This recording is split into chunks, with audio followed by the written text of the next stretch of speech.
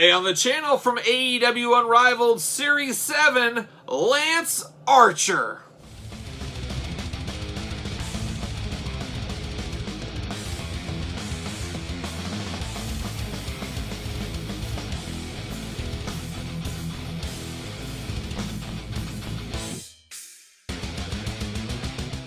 Welcome everyone, Kyle here, and welcome back to the channel for another AEW Unrivaled Series 7 unboxing and review. And today, we've got Lance Archer, another big character, big figure, one of the biggest figures, or one of the biggest wrestlers in AEW right now. So you guys know I love my big wrestlers, so this one's going to fit right in on the collection. I got high hopes for this one. Fingers crossed it comes true, but we're going to do this like we do all the other unboxings on the channel. We're going to take a look at the packaging. We're going to talk about it. We're going to unbox it. We're going to talk about it. We'll see where it goes from there. Let's look at Lance Archer.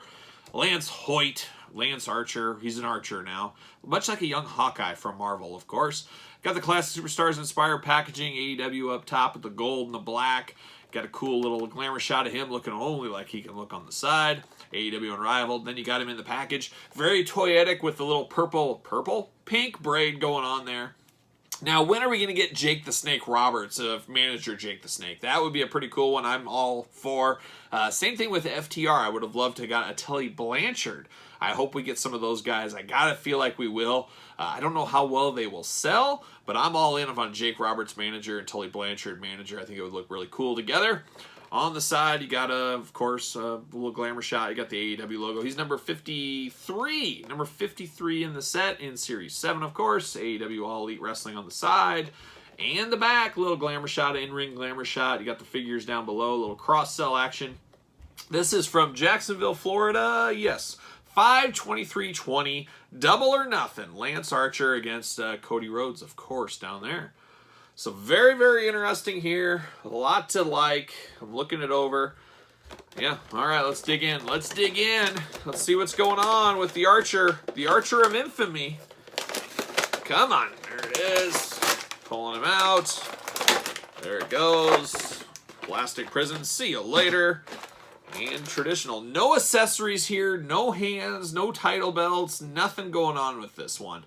I would have loved to have seen extra sets of hands, fisted hands. I don't understand the lack of hands in this entire set, and I don't understand, as across all sets of AEW figures so far, the severe lack of hands. It's very, very strange to me why we wouldn't have fisted hands. It feels like there has to be a reason at this point for none of these figures to come with fists.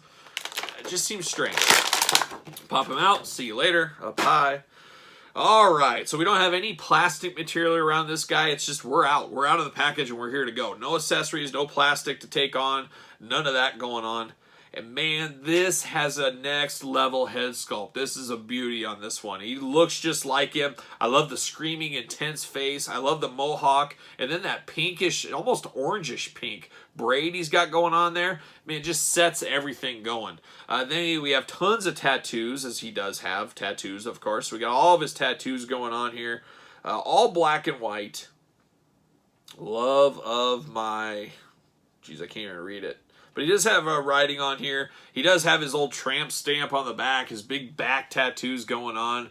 Just a lot of tattoo work here. I'd like some colored tattoo work, but off the top of my head, I can't remember how many of these are colored or if they're all black and white. I would assume they are correct there. Once again, we got double jointed knees, double jointed elbows. We got ankles that move around. We got the bicep swivel. We got the thigh swivel. We got the waist. We got the diaphragm. All the typical articulation we're used to at this point. The head removable as well. I could see some people saying the head might be a hair big on this one, but it doesn't bother me. It's okay here. I like the looks of it. The aesthetics of the knee joint looks a little interesting. It looks... There's some gappage in here in the knees. It makes it look a little bit strange when you look at it straight on. It's definitely not a deal breaker on this figure, but it does look like something's missing at the knee. Like it's just very skinny, just a little strange there. A good paint applications going on all over the tights. The red and the black really does pop. Just a lot of cool graphics. Got some skulls down below on his boots. But the knee joint on this one, extremely fragile. I could see a little kid breaking this off in just 2 seconds. Just way too loose at the elbows and knees. I'm all for double jointed knees, double jointed elbows. Give it to me all day long. But if they're not strong enough to take normal child wear and tear, I just think, hey, you got to go back to the drawing board and get that fixed. So that continues to be my gripe with these figures here. But man, this is a strong one. You guys know I'm a sucker for tattoos. I'm a sucker for big figures. I'm a sucker for face paint and colorful accessories like his hair. This is what I'm looking for in my figure, so this one does not disappoint. It'll be interesting how well this one sells off the pegs out there. I don't know if he's anywhere near the top of the most popular AEW wrestlers, but first time in the lines usually do fairly well. I got to think people will be jumping after this. And when I saw this one announced, I said, oh, I know exactly who I'm going to compare this one to. In AEW, of course, the granddaddy of them all, old Luchasaurus. Look at that. Get these guys kind of side by side, basically the same height. Have we seen this matchup yet in AEW? I don't think we have. And this should be a main event of a pay-per-view, these two going at it. I got to think the two biggest dudes in AEW, you know I'm a fan. Luchasaurus is everything I could ever want in a wrestler, basically, for the most part. And Lance Archer, not too far off. It's funny how I didn't really care for him in TNA days, definitely not in his WWE days, but he's had a renaissance over in Japan, getting kind of that Stan Hansen vibe going on over there in Japan and bringing that over into AEW. Been in some prime spots in AEW for quite some time. Jake Roberts as a manager definitely helps his case out there.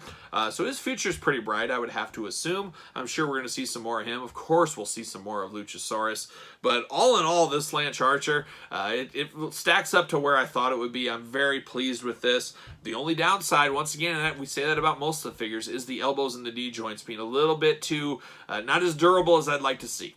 I'll leave it at that. But what do you guys think? You're all in on this one? I gotta think you are. But there it is, Lance Archer. So there you have it. I hope you enjoyed this AEW Unrivaled Series 7 unboxing review. Please leave your comments down below with your thoughts. Make sure you like this video. Make sure you subscribe to the channel. Hit the notification bell. Follow me on social media at SirPaul64 on Twitter, _Kyle_Peterson on Instagram, and of course, ProWrestlingTees.com. Search Kyle Peterson, and stay tuned for the end of the week when we rank this entire set from my favorite to my least favorite.